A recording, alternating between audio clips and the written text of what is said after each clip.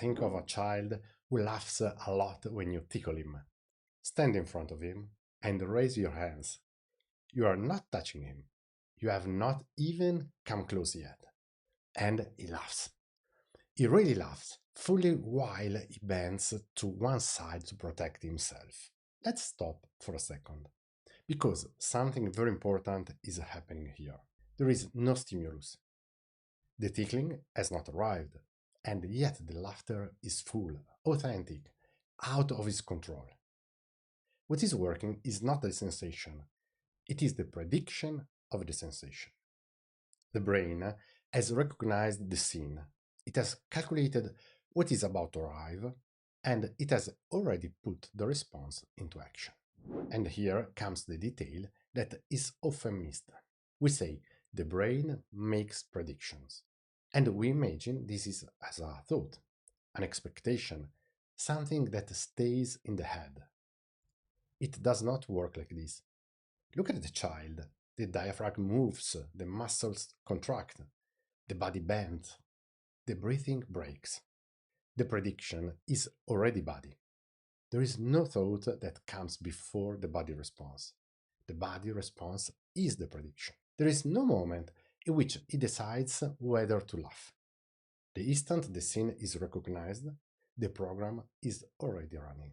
Do you want the clearest demonstration that the cognitive level is not in command? Try to tell him, "Look, I am not touching you. I am not moving. There is nothing here." The child laughs exactly the same.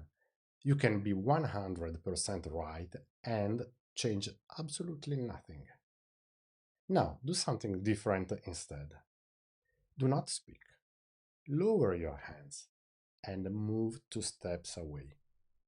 He calms down immediately because from that distance the brain can no longer build that prediction. You did not have to convince him. You simply created the conditions in which it is not predictable that you will tickle him. Notice one thing. There is nothing traumatic here, nothing pathological. This is the normal functioning of a healthy brain. In fact, it is the reason we function so well.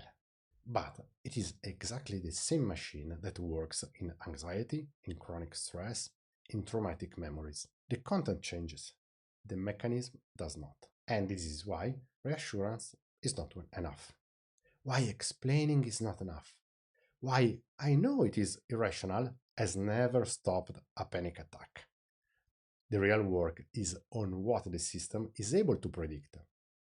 The distance, the intensity, the timing, the signals arriving from the other person's body, and what your own body receives while you interact.